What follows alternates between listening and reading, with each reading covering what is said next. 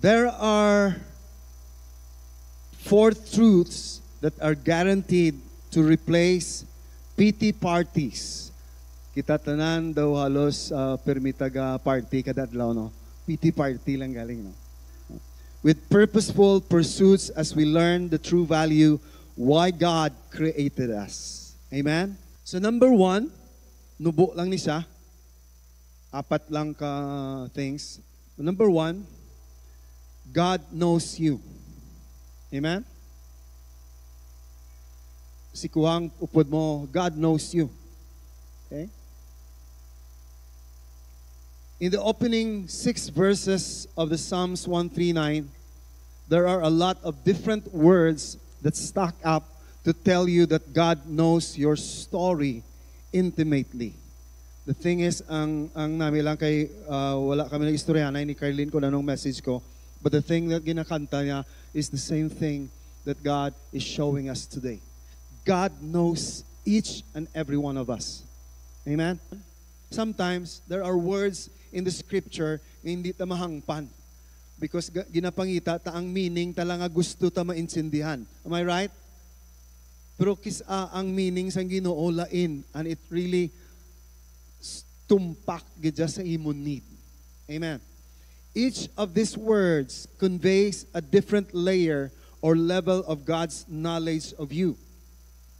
Combined, they picture God like a detective, tracking even our most common activities, studying us even when we think we're alone. He dissects our inner world into parts, discerning what makes us tick and why we do what we do. He has such a grasp of each one of us on a level that He knows precisely what you will say or do next, as if it had already been uttered or performed. Nabalaan niya na ang sulod sang tagipusoon mo.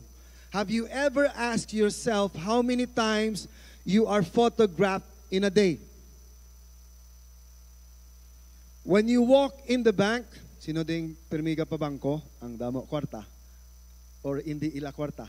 Okay. When you walk into the bank or return your cart at SM or Robinson's parking lot, somewhere there is a camera marking your every move. Our world is full of cameras mounted on walls and street corners, and yet David tells us here in Psalms 139 that every moment of the day we are under much higher scrutiny. Wala palabot sa imo selfie. Damo pa imo selfie gani sa camera sa iba, no? Am I right? He reveals that the secret to understanding ourselves is to know the God who knows us. We shouldn't be surprised. God knows us inside and out. So God knows your heart, your fears, your thoughts, your motives, your dreams, and frustrations, your anger. He knows your past, present, and your future. He understands you. He notices what's going on around you, to you, inside you. He gets you. In fact, God has secured better than you do.